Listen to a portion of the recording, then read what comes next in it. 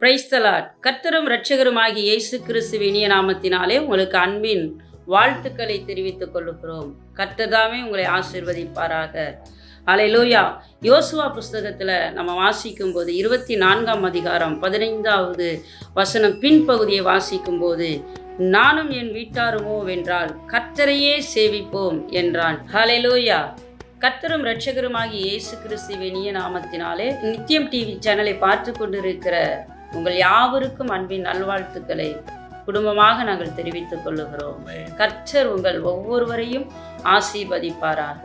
அல்லேலூயா. யோசுவா எழுதின புஸ்தகம் 24ஆம் அதிகாரம் 15ஆம் வசனம் பின்பகுதியை வாசிக்கும் போது, நானும் என் வீட்டாருமோ வென்றால் கர்த்தரையே சேவிப்போம்.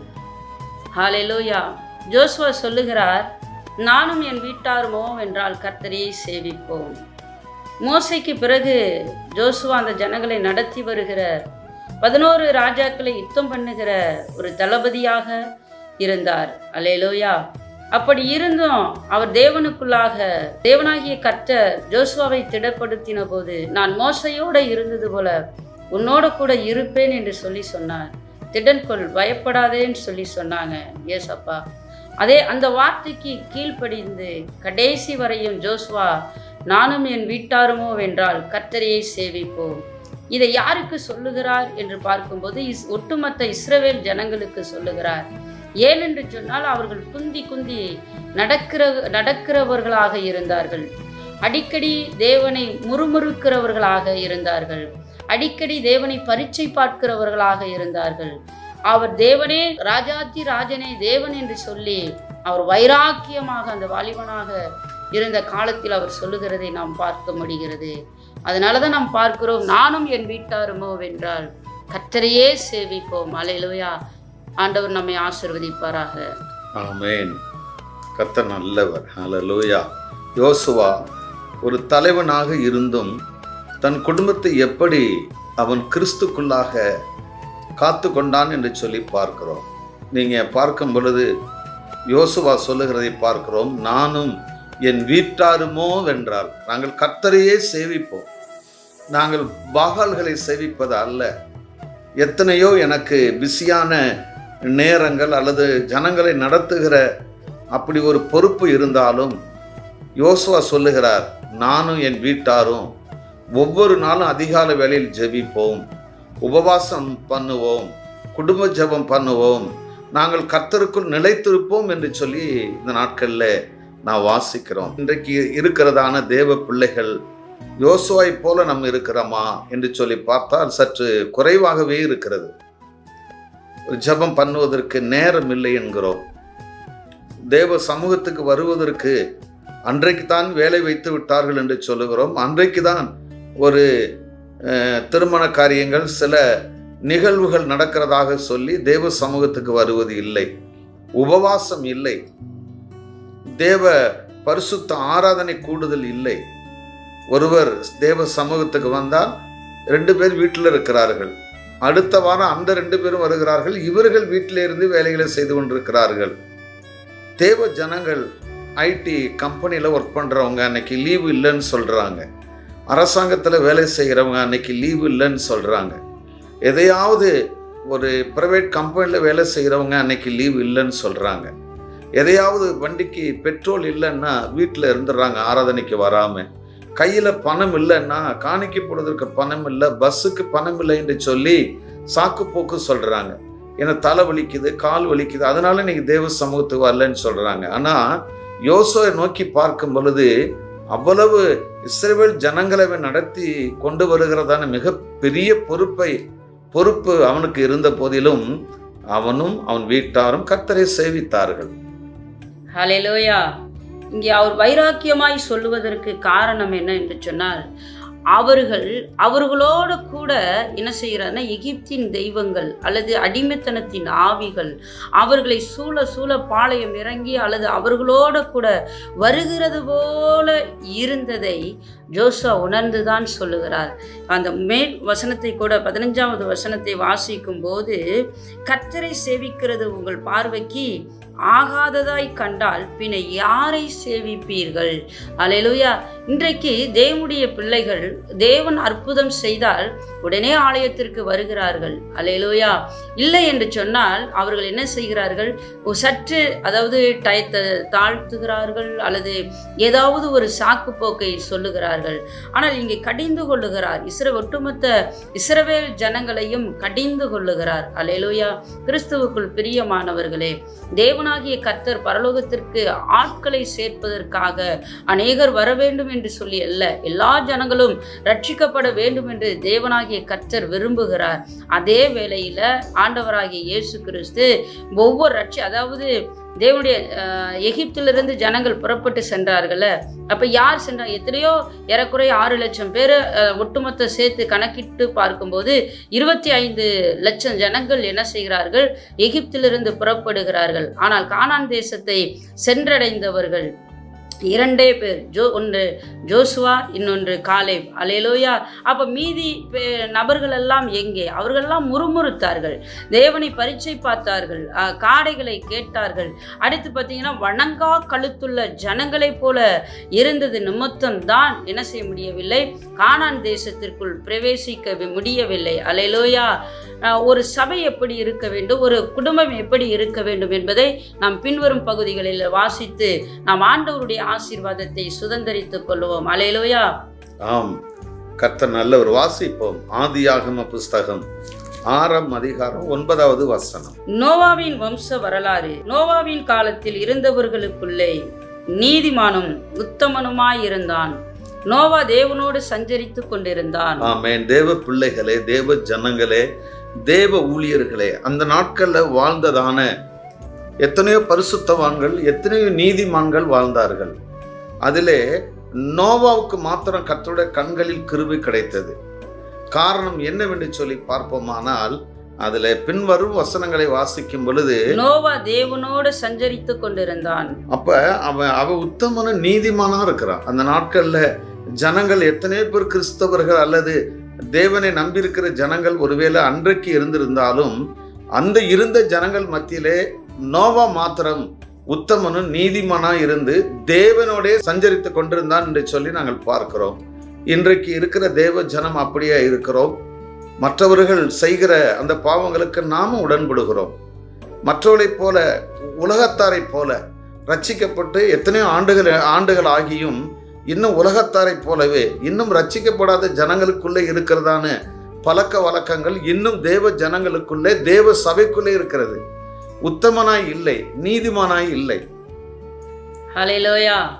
இன்றைக்கும் கூட கர்த்தருடைய கிருபையின்படி நாங்களும் ஆண்டவருக்காக நாங்கள் 2 நபர்களும், அதாவது பாஸ்டரும் சரி, நானும் சரி, என் 2 பிள்ளைகளும் சரி, ரட்சிக்கப்பட்டு என்னைக்கு ரட்சிக்கப்பட்டோமோ அந்த நாள் முதல் இந்த நாள் வரை ஏசாயா 41:10 எழுதியிருக்க, பயப்படாதே உன் வலது கையை பிடிச்சேன்னு சொல்கிறாருல்ல. எங்கள் வலது கையை பிடித்த தேவன், நாங்கள் ஆண்டவரை பிடித்த தெய்வம், நாங்கள் எங்களை விடாதபடி தேவன் என்ன செய்திருக்கிறாருன்னா, அவரை பற்றி கொள்ளும்படியாக தேவன் எங்களுக்கு கிருபைகளை கொடுத்திருக்கிறார். எத்தனையோ எனக்கு மரணம் நேரிட்டது. எனக்கு இன்றைக்கு நாங்கள் பக்தி வைராக்கியமாக ஊழியம் செய்வதற்கும் கூட எனக்கு ஒரு 2 முறை எனக்கு மரணம் நேரிட்டது.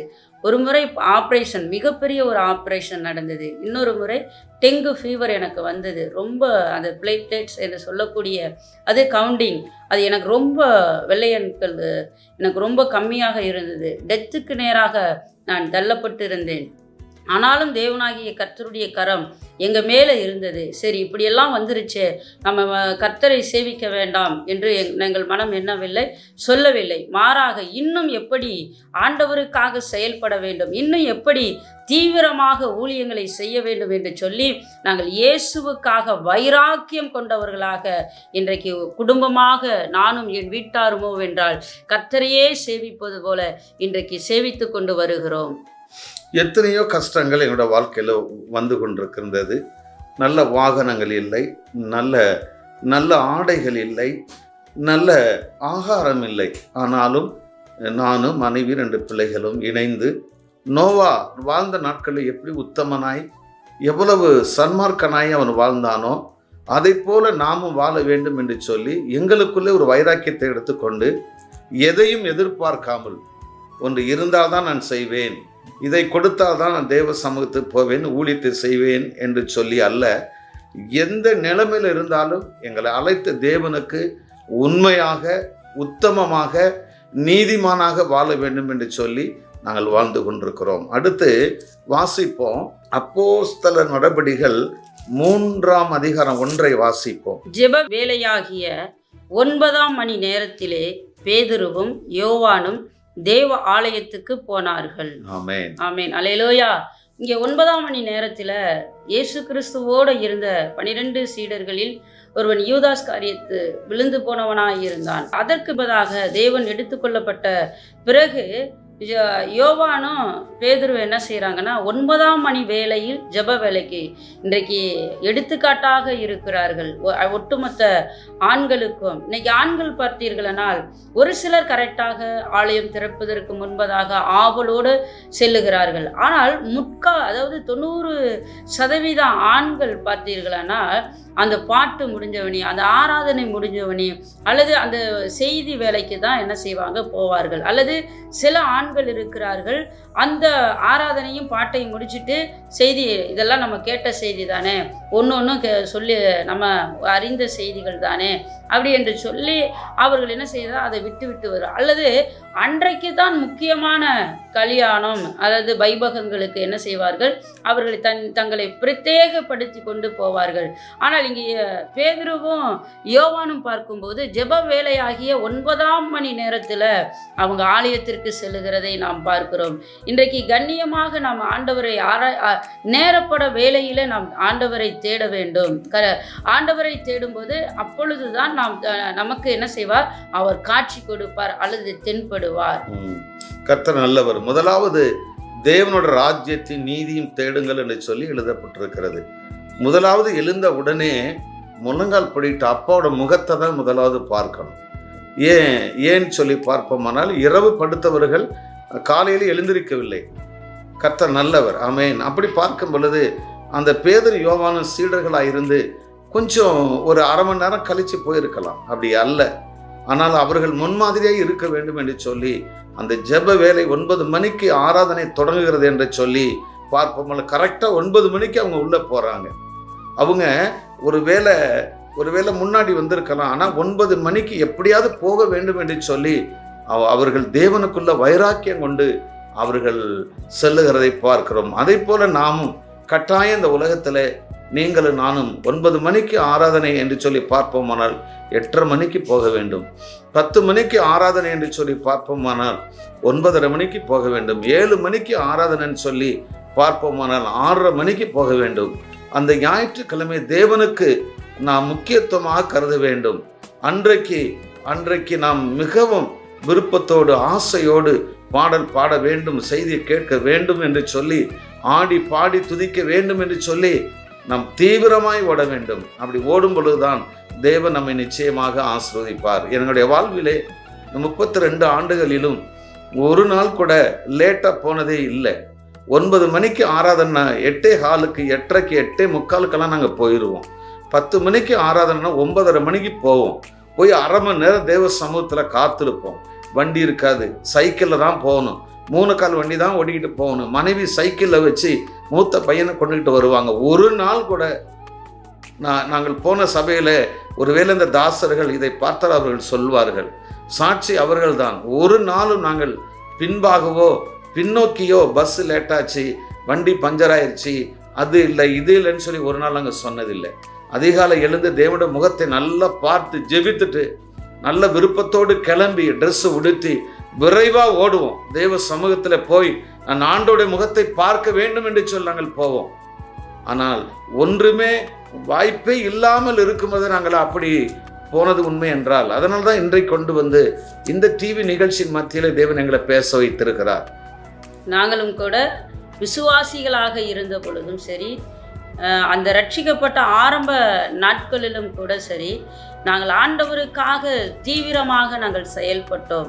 ஆண்டவருடைய கிறிஸ்து இயேசுவே தேவன் என்று அறிந்த பின்பு சற்றும் நாங்கள் என்ன செய்யவில்லை, தாமதிக்கவில்லை. நாங்களும் ஆயத்தமாகி எங்களோடு கூட ஒரு கூட்ட ஜனத்தையும் ஆயத்தப்படுத்த வேண்டும் என்று சொல்லி எங்களுடைய கிராமப்புறங்களில் இருந்த ஜனங்களை, பிள்ளைகளை நாங்கள் எப்படியாகிலும் ஆலயத்திற்கு அழைத்து சென்றதும் உண்டு. அதே வேளையில் அவர்களுடைய வீடுகளில் சென்று நாங்கள் ஜெபித்தது உண்டு. அதே நேரத்தில் விசுவாசிகளாக இருக்கிற பொழுது நாங்கள் நேரப்பட வேலையில் நாங்கள் என்ன செய்வோம், பஸ்ஸில் ஏறி 2 வீலரில் அதாவது சைக்கிளில் சென்று நாங்கள் போய் ஆண்டவரை ஆராதித்தது உண்டு. பின் நாட்களில் கடந்து நாங்கள் ஊழியர்களாக இப்பொழுது இருக்கிற இந்த காலகட்டத்திலையும் சரி, தீவிரமாக நாங்கள் அந்த ஞாயிற்றுக்கிழமை அதிகாலையில் எழுந்து செய்ய வேண்டிய வேலைகள் எல்லாம் செய்து பின்பு நாங்கள் ஆலயத்திற்கு செல்வோம். குறிப்பாக பாஸ்டர் அவர்கள் எனக்கு என்னென்ன வேலைகள் எல்லாம் அல்லது செய்ய வேண்டுமோ அல்லது என்ன வேலைகள் செய்து கொடுக்க முடியுமோ அத்தனையும் கொடுத்து தீவிரமாக, மிகவும் தீவிரமாக செல்வோம். சொற்ப ஜனங்கள் தான் வந்து கொண்டிருக்கிறார்கள். அந்த ஜனங்களுக்கு நாங்கள் வார்த்தையை கொண்டு, வசனங்களை கொண்டு கொடுக்க வேண்டும் என்று சொல்லி தீவிரமாக செயல்படுகிறதை நாங்கள் அறிந்திருக்கிறோம். அதனால தான் இன்றைக்கு ஆண்டவராகிய கிறிஸ்து இயேசு எங்களை உயர்த்தி கொண்டே வருகிறார், ஆசீர்வதித்து கொண்டே வருகிறார். அவருடைய ஆசீர்வாதத்திற்கு அளவில்லாமல் ஆவிக்குரிய ஆசீர்வாதம். அதில் ஒரு ஆசீர்வாதத்தை சொல்லப்போன, இன்றைக்கு டிவியின் வாயிலாக இன்றைக்கு எங்கேயோ இருந்த எங்களை, ஹல்லேலூயா, எங்கேயோ இருந்த எங்களையும் இன்றைக்கு கொண்டு வந்து உலகம் முழுவதும் பார்ப்பதற்கு தேவன் இன்றைக்கு வைராக்கியம் கொண்டு, அன்றைக்கு நாங்கள் வைராக்கியம் கொண்டு இருந்தோம், இன்றைக்கு தேவன் எங்கள் மீது வைராக்கியம் கொண்டு ஆண்டவர் செய்ய நினைத்தது ஒவ்வொன்றும் தடைபடாது என்று சொல்லி நாங்கள் அறிந்திருக்கிறோம். அதே போல எங்களுக்கு ஒரு வாக்குத்தத்த வசனத்தை தேவன் கொடுத்திருந்தார். யாத்ராகமம் 34:10, நான் உன்னோடு கூட இருந்து செய்யும் காரியம் பயங்கரமாயிருக்கும் என்று சொல்லி எங்களுக்கு வாக்குத்தத்தத்தை கொடுத்திருந்தார். அந்த வாக்குத்தத்த வசனங்களின்படி சற்று நாங்கள் தாமதித்தாலும் கூட அவர் தாமதிக்காமல் அதன் காலத்தில் நேர்த்தியாய், அதாவது திருமண கார்டுல தான் சில பேர் என்ன செய்வார்கள், அதை அச்சிட்டு கொடுப்பார்கள். ஆனால் எங்களுடைய வாழ்க்கையில பார்த்தீங்கன்னா அதன் காலத்தை நேர்த்தியாய் எங்களால் முடிந்ததை நாங்கள் ஆண்டவருக்கு செய்தோம். ஆண்டவரால் முடிந்ததை, முடியாததும் வலதுபுறமும் இடதுபுறமும் இடம் கொண்டு பெருகத்தக்கதான ஆசீர்வாதங்களை கொடுத்து கொண்டு இருக்கிறார். பிரியமானவர்களே, ஒருவேளை நீங்களும் நானும் அசதியா இருக்கிற சகோதரி, சோர்வா இருக்கு, என்னால் ஒன்றும் செய்ய முடியவில்லையே என்று சொல்லி நீங்கள் நினைக்கலாம். அல்லேலூயா. கிறிஸ்துவுக்குள் பிரியமானவர்களே, எங்களை கவனித்து பாருங்கள். நாங்கள் என் பிள்ளைகள் மூத்த பிள்ளை 12ஆம் வகுப்பு இப்பொழுதுதான் படிக்கிறார். இளைய மகன் 7ஆம் வகுப்பு படிக்கிறார். என் கணவர் 2 காலும் முடியாதவர். நானும் இளவயது உள்ளவளாய் இருக்கிறேன். எத்தனையோ பலவீனங்களும் எங்களுக்கும் இருக்கிறது, எத்தனையோ வறுமைகளும் இருக்கிறது, எத்தனையோ இல்லாமைகள் இருக்கிறது. அல்லேலூயா. ஒரு அசந்து கையையும் காலையும் விரித்து படுப்பதற்கு கூட அல்லது சௌகாரியங்கள் இல்லாமல் நாங்கள் இருக்கிறோம். ஆனால் சௌகாரியத்தை மாத்திரம் நாங்கள் தேடாதபடிக்கு கிறிஸ்து இயேசுவுக்குள்ளாக எப்படியெல்லாம் தேவனை மகிமைப்படுத்த முடியுமோ, மகிமைப்படுத்த வேண்டுமோ என்று சொல்லி நினைத்து நாங்கள் அதி தீவிரமாக நாங்கள் பிரயாசப்படுகிறோம். அல்லேலூயா. கர்த்தர் நல்லவர். அல்லேலூயா. கணவன்மார்கள் எப்படி இருக்க வேண்டும் என்று சொல்லி பார்ப்போம். எபேசியர் நிருபம் 5ஆம் அதிகாரம் 25வது வசனம் வாசிப்போம். புருஷர்களே, உங்கள் மனைவிகளில் அன்பு கூறுங்கள், அப்படியே கிறிஸ்துவும் சபையில் அன்பு கூர்ந்து. அடுத்த வசனம் 28. அப்படியே புருஷர்களும் தங்கள் மனைவிகளை தங்கள் சொந்த சரீரங்களாக பாவித்து அவர்களில் அன்பு கூற வேண்டும். தன் மனைவியில் அன்பு கூறுகிறவன் தன்னில் தான் அன்பு கூறுகிறான். ஆமென். கர்த்தர் நல்லவர். இந்த நாட்களிலே மனைவி மேல தேவன் அன்பு செலுத்த நமக்கு கட்டளை கொடுக்கிறார். மனைவி மேல அன்பு செலுத்த வேண்டுமா? அடுத்து 28 வாசிக்கும் பொழுது, புருஷர்களே, உங்கள் மனைவிகளில் அன்பு கூறுங்கள், அப்படியே கிறிஸ்துவும் சபையிலே அன்பு கூர்ந்து என்று சொல்லி பார்க்கிறோம். அல்லேலூயா. இன்றைக்கு இருக்கிற தேவ பிள்ளைகள் கணவன் மனைவி பேசிக்கொள்வதே இல்லை. இன்றைக்கு இருக்கிற தேவ பிள்ளைகள் மத்தியில் இருக்கிறதான கணவர்கள், நான் தான் குடும்ப தலைவர், நீ கீழ்ப்படிய வேண்டும் என்று சொல்லி அவர்களை அடிமைப்படுத்தி வைத்திருக்கிறார்கள். அவர்களுக்கு துணி துவைக்க வேண்டும், அவர்களுக்கு சமைத்து கொடுக்க வேண்டும், அவர்களுக்கு பிள்ளைகளுக்குரிய ஆகாரத்தை சமைத்து கொடுக்க வேண்டும். ஒரு மாடை போல அவர்கள் மிகவும் கஷ்டத்தின் மத்தியிலே செய்து கொண்டிருக்கிறார்கள். கணவன்மார்கள் இதை பார்த்து, இது நீ செய்ய வேண்டிய வேலைதானே, நீ செய்து கொள் என்று சொல்லி இவர்கள் அமர்ந்திருக்கிறார்கள். அப்படி அல்ல. மனைவி மேல ஒருவன் அன்பு செலுத்த அவர்களுக்கு நாம் உதவியா இருக்க வேண்டும். அவர்கள் மேல அன்பு செலுத்த வேண்டும். அன்பு முதலாவது தேவனுக்கு நம்முடைய அன்பு, இரண்டாவது நம்முடைய மனைவி மேல 100க்கு 100 அன்பை காண்பிக்க வேண்டும். நம்ம மனைவியை தவிர மற்றவர்கள் அழகிலே சிறந்தவர்களாக இருக்கலாம், படித்தவர்களாக இருக்கலாம், நல்ல வசதியானவர்களாக கூட இருக்கலாம். அப்படி எவர்கள் இருந்தாலும் நம்ம கொடுத்த மனைவி விழா எலும்பு, அவர்களை நேசித்து நாம் அவர்கள் மேல அன்பு செலுத்த வேண்டும். ஹல்லேலூயா. இன்றைக்கு எல்லா வேலைகளும் பெண் தான் செய்ய வேண்டும். பெண் அடிமையை போல அல்லது அடிமைகளாக நடத்துகிற எத்தனையோ ஆண்கள் உண்டு. ஹல்லேலூயா. புருஷர்கள் உண்டு. அப்படி அல்ல பிரியமான சகோதரனே. உங்களை நேசிக்கும்படி உங்களிடத்தில் சில பேர் பார்த்தீங்கன்னா உங்களுக்கு ஈக்குவலாக வரதட்சணையை கொண்டு வர்றாங்க, பொன்னையும் பொருளையும் கொண்டு வர்றாங்க, அல்லது உங்களை விட சம்பாதித்ததில் அதிகமான உள்ளவர்களாக இருக்கிறார்கள். எப்படி அவர்களை அடிமைப்படுத்தலாம்? உங்களுடைய தாய் தகப்பன் தான் அவள்கிட்ட இவ்வளவு அந்த குடும்பத்தார்கிட்ட இவ்வளவு வேணும் என்று சொல்லி சில பேர் என்ன செய்கிறாங்கன்னா அவர்களை டிமாண்ட் பண்ணி வாங்குறவர்கள் உண்டு. அதாவது கொடுப்பது தவறு என்று வேதம் சொல்லுகிறது. அதே நிலைகளில் கொடுக்கக்கூடாது என்பது அல்ல. பெண் வீட்டார் வசதியாக இருந்தால் தன்னுடைய மகள் போகிற வீட்டில் கொடுத்து உதவுவதில் எந்த ஒரு தவறும் அல்ல. ஆனால் இப்படியெல்லாம் வருகிற தன்னுடைய மனைவியை அடிமைப்படுத்துவார்கள். புருஷர் அதாவது மனைவி மீது அன்பு கூறுங்கள் அப்படின்னு என்ன ஆண்டவர் சொல்கிறாருன்னா, அவளுடைய பலவீனங்களில் நீங்கள் உதவி செய்ய வேண்டும். அவளுடைய அதாவது இந்த மாதவிடாய் என்ற அந்த நாட்களிலெல்லாம் அவங்க மிகவும் சோர்ந்து போய் இருப்பார்கள். அவர்களுக்கு நீங்கள் உதவி செய்ய வேண்டும். அதே நேரத்தில் சில பேர் பார்த்திங்கன்னா அதாவது டெலிவரி ஆகி வந்திருப்பாங்க. அவங்கள்ட்டையும் எப்பயும் போல வேலை செய்வது போல அதனால தான் சீக்கிரமாக பெண்கள் பலவீனமாகிறார்கள். அவர்கள் செய்ய வேண்டிய காரியத்தை செய்ய முடியல. இது எப்பொழுது உணர்கிறார்கள் என்று சொல்லி பார்ப்போமானால், அவர்கள் அந்த வயதான நாட்கள் வருது பார்த்தீங்களா, அப்போதான் தன்னுடைய மனைவியை அதாவது 70 வயசு 75 வயசு 80 வயசுல தான் என்ன செய்வாங்கன்னா தன் மனைவியை குறித்து நினைத்து பார்ப்பார்கள். அப்போ நினைத்து பார்ப்பதில் ஒரு பிரயோஜனம் இல்லை. இப்பொழுது அதாவது உங்களால் அதாவது சாப்பிட்ட பிளேட்டை கூட கழுவாத எத்தனை ஆண்கள் இருக்கிறார்கள். சாப்பிட்ட இடத்திலேயே கையை கழுவி விட்டு அப்படியே செல்லுகிறவர்கள் இருக்கிறார்கள். அப்படியல்ல பிரியமானவர்கள். மேலை நாட்டுலாம் பாருங்க. மேலை நாடுகளில் சில தவறான பழக்க வழக்கங்களே சீக்கிரமாக கற்றுக்கொள்ளுகிற நீங்கள் ஏன் நல்ல காரியங்களையும் கற்றுக்கொள்ள மாட்டேங்கிறீங்க? அவர்கள் எவ்வளவு அதாவது செல்வந்தர்களாக இருந்தாலும் பெரிய இந்த அதிபர்களாக இருந்தாலும் கூட சாப்பிட்ட பிளேட்டை அவர்களே கழுவி வைப்பது வழக்கம். அல்லேலூயா. அதுபோலவே நீங்களும் குடும்பத்திற்கு உதவி செய்யும் போது அந்த பெண் நாளடைவில் உங்களுக்கு இன்னும் அதிகமான உதவிகளையும் ஆலோசனை செய்வதற்கு ஏதுவாக இருக்கிறது. அடுத்து பார்க்கலாம், மனைவிமார்கள் எப்படி இருக்குன்னு சொல்லி பார்ப்போம். எபேசியர் 5 அதிகாரம் 22வது வசனத்தை வாசிப்போம். மனைவிகளே, கர்த்தருக்கு கீழ்ப்படுகிறது போல உங்கள் சொந்த புருஷருக்கும் கீழ்ப்படியுங்கள். ஆமென். கர்த்தர் நல்லவர். சில சகோதரிகள் பாஸ்டர் ஐயாவுக்கு மூப்பர்களுக்கு ரொம்ப ரெஸ்பான்சிபிலிட்டி கொடுப்பார்கள். கடவுளுக்கு முக்கியத்துவம் கொடுப்பார்கள். தேவ ஆராதனைக்கு முக்கியத்துவம் கொடுப்பார்கள். நல்ல பணி செய்வார்கள். சமைத்து கொடுப்பார்கள், கூட்டுவார்கள், பெருக்குவார்கள், பாய் விரிப்பார்கள். ஊழியர்களுக்கு ஊர் ஆரோனை போல இருப்பார்கள். பரவசம் பக்தி பயங்கரமாக இருக்கும். ஆனால் வீட்டுக்கு வந்த உடனே கணவனை பார்த்து வாடா போடா என்று சொல்லுவது, கணவனை ஒரு அடிமை போல நடத்துவார்கள். எல்லா இடத்துலையும் சிரித்து பேசுவார்கள். ஆனால் சொந்த கணவர்கிட்ட அவங்க சிரித்து பேச மாட்டாங்க. கோபமாக இருப்பாங்க, எரிச்சலாக இருப்பாங்க. அப்படி இருக்கக்கூடாது.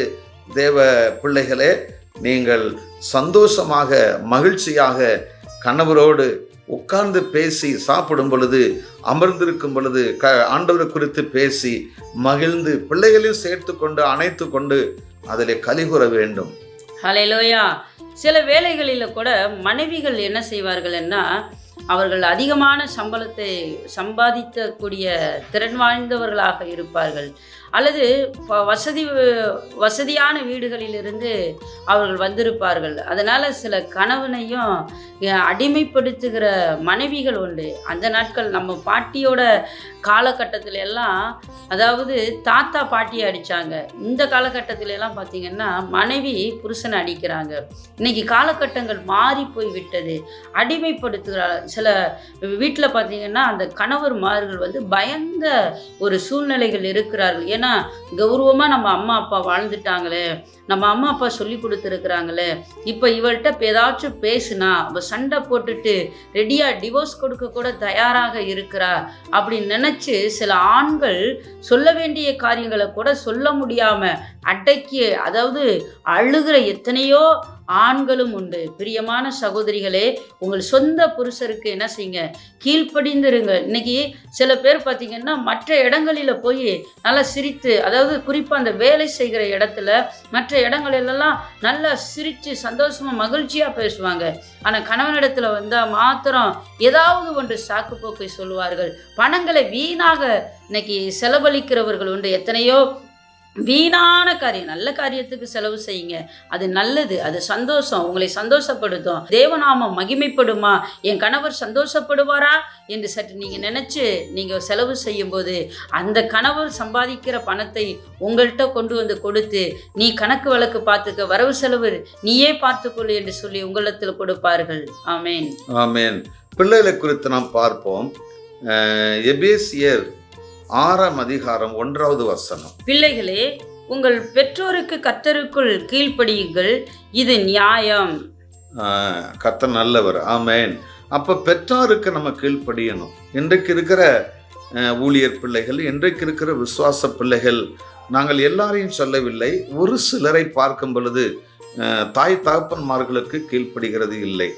மற்றவர்களுக்கு நல்ல வேலை செய்வார்கள், ஆனால் தாய் தகப்பன்மார்களுக்கு நோ, வேலை செய்வது இல்லை. அல்லேலூயா. சில பிள்ளைகள் கூட பார்த்திங்கன்னா இன்றைக்கி ஊழியக்காரர், குறிப்பாக ஊழியக்காரர் பிள்ளைகள், விசுவாச பிள்ளைகள்லாம் பார்த்திங்கன்னா உலகத்தின் பிள்ளைகளோடு பழகுகிறார்கள். அவர்கள் வந்து உலகத்தில் போய் கற்றுக்கொண்டு வருகிறார்கள், காலேஜ் படிக்கிறார்கள், பள்ளிக்கூடம், வேலை இடத்துல வேலை செய்கிறார்கள். இதை என்ன செய்கிறாங்கன்னா கற்றுக்கொண்டு வீட்டிலையும் வந்து அதை செயல்படுத்த வேண்டும் என்று நினைக்கிறார்கள். இல்லை பிரியமானவர்களே, தேவனுடையது பிசாசுடையது சம்பந்தம் இல்லை. அல்லது இன்றைக்கு பரிதபிக்கக்கூடிய ஒரு காரியம் என்னென்னா, ஊழியக்கார குடும்பத்தில் சில பேர் விரும்பிக்கிட்டு என்ன பண்ணுறாங்கன்னா, இயேசுவை அறியாதவர்களை கொண்டு வந்து சொல்கிறாங்க, அவங்கள ரட்சிப்புக்குள்ளே நடத்திடலாம், அவங்கள வந்து என்ன செய்யலாம், கொண்டு வரலாம், ஞானஸ்தானம் கொடுத்துடலாம், எடுக்கிறா அப்படின்னு சொல்லிட்டாங்க அப்படின்னு நீங்கள் நினைக்கிறீங்க. ஆனால் ஜோசுவா சொல்ற, நானும் என் வீட்டாரும் என்றால் கர்த்தரையே சேவிப்போம். நமக்கு வேதத்தில் ஒரு சம்பவம் கூட இருக்கிறது. தீனாள் என்ற ஒரு பெண்ணை நாம் பார்க்கிறோம். யாக்கோபு பெற்ற 12 பிள்ளைகள்னால ஒன்றுமே இல்லை, மகிழ்ச்சி தான், சந்தோஷம்தான். ஆனால் ஒரே பிள்ளை பெற்றார் யாக்கோபு, தீனாள் என்ற பெண்ணை. ஆனால் அந்த பிள்ளை மூலமாக எவ்வளவோ பாடுகளை அவர்கள் பட்டார்கள், கொலைகளை என்ன செய்தார்கள். அவர்கள் வீணான காரியங்களில் என்ன செயல்பட வேண்டிய அவசியமாக இருந்தது. அவர்களுடைய கைகளுக்கும் தந்திரத்துக்கும் தப்பித்து தன்னுடைய சகோதரியை தப்பிவிக்க வேண்டும் என்று சொல்லி முயற்சித்தார்கள். அல்லேலூயா. எப்படி உங்களுடைய அழகை பார்த்து, அல்லது நீங்கள் அவர்களுடைய அழகை பார்த்து, அவர்களுடைய பொன்னையும் பொருளை பார்த்து, அல்லது பேச்சு பழக்க வழக்கங்களை பார்த்து இவனை திருமணம் செய்ததெல்லாம், இவளை திருமணம் செய்ததெல்லாம் இல்லை. பிரியமானவர்களே, உன் தாய்க்கு அடுத்த ஸ்தானத்தில், உன் தகப்பனுக்கு இருக்கிற அடுத்த ஸ்தானத்தில் இருக்க வேண்டும். பரிசுத்த பிள்ளையாக இருக்க வேண்டும், பரிசுத்த ஜனமாக இருக்க வேண்டும். நாம் எஸ்ராவை கூட பார்க்கும்போது அவர் வந்து என்ன செய்கிற, தாடிமயிரை பீத்து கொண்டு, ட்ரெஸ்ஸுகளை கிழித்து கொண்டு, சாம்பலில் உட்கார்ந்து சாயங்கால வேலை மட்டும் என்ன செய்கிறாரு, அழுது புலம்பிக் கொண்டு இருக்கிறார். அல்லேலூயா. அது ஒரு சிலர் மாத்திரமல்ல, எல்லா கோத்திரத்தாலையும் அவங்க என்ன செய்ய, நிறைய பேர் மெஜாரிட்டிகளாக இருந்தார்கள். மிகவும் அவர் வேதனைப்பட்டவராக அந்த அந்த ஊழியக்காரர் எஸ்ரா இருந்தார். அல்லேலூயா. பிரியமானவர்களே, கண்களின் இச்சையினால விழுந்து கடைசியில் என்ன செய்ய, நீங்கள் பீடிக்கப்பட்டு போய் விடாதீர்கள். ஆண்டவருக்கு சித்தமானது. உங்களுடைய விலா எலும்பை வைத்திருப்பார். நீங்கள் ஜெபம் பண்ணுங்க. நீங்கள் ஜெபம் பண்ணும்போது உங்களுடைய விலா எலும்பு அல்லது உங்களுடைய மணவாளன் மணவாட்டி எப்படி இருப்பார்கள்? அருமையாக இருப்பார்கள். நாமும் தரிகட்டவர்களாக இருக்கும் பொழுது அல்லது தேவநாமத்தை தூசிக்கப்படும் போது அவர்களும் எப்படி இருப்பார்கள்? தேவநாமத்தை தூசிக்கப்பட்டுதான் பின்பு திருமணங்கள் நடந்து எப்படியோ ஏதோ தானமா நடந்து அடுத்து கண்ணீரும் கவலையுமா இருக்க வேண்டியதாக இருக்கிறது. அப்போ நீங்கள் என்ன செய்வேன்னா பிள்ளைகளே, பெற்றோருக்கு கீழ்ப்படிந்தீர்கள். அது எப்படிமா? கர்த்தருக்குள் கீழ்ப்படுகிறது போல. அல்லேலூயா. நீங்கள் ஆண்டவருக்கும் கீழ்ப்படிய வேண்டும், தகப்பனுக்கும் நீங்கள் கீழ்ப்படிய வேண்டும் என்று ஆண்டவர் சொல்லுகிறார். அல்லேலூயா. அதே போல பெற்றோரை நம்ம பிள்ளைகளை கோபப்படுத்தக்கூடாது. ஒரு குடும்பத்தில் இன்றைக்கு நாம் பார்க்கிற சம்பவங்கள் என்னவென்று சொல்லி பார்த்தால், யோசுவா எப்படி தன்னோட குடும்பத்தோடு கர்த்தரை பின்பற்றினான் அதை குறித்து படிக்கும்போது முதலாவது தேவனை குறித்து பார்க்கும் பொழுது அவன் நீதிமானா இருக்கிறான். நோவா. கணவன் மனைவி பிள்ளைகளை குறித்து நாம் பார்க்கும் பொழுது இந்த நாட்களிலே எங்கள் மூலமாய் என்னென்ன பேசினாரோ அதையெல்லாம் கேட்டு நீங்கள் கீழ்ப்படிந்திருக்க வேண்டும். அப்பொழுதுதான் யோசுவா குடும்பத்தை போல நாமும் கர்த்தரை முழுமையாய் சேவித்து பின்பற்றி நாமும் சாட்சியாய் நின்று பரலோக ராஜ்யத்திற்கு செல்லலாம். கர்த்தர் உங்களை ஆசீர்வதிப்பாராக. ஆமென். ஆமென். ஆமென். Praise the Lord. Praise the Lord.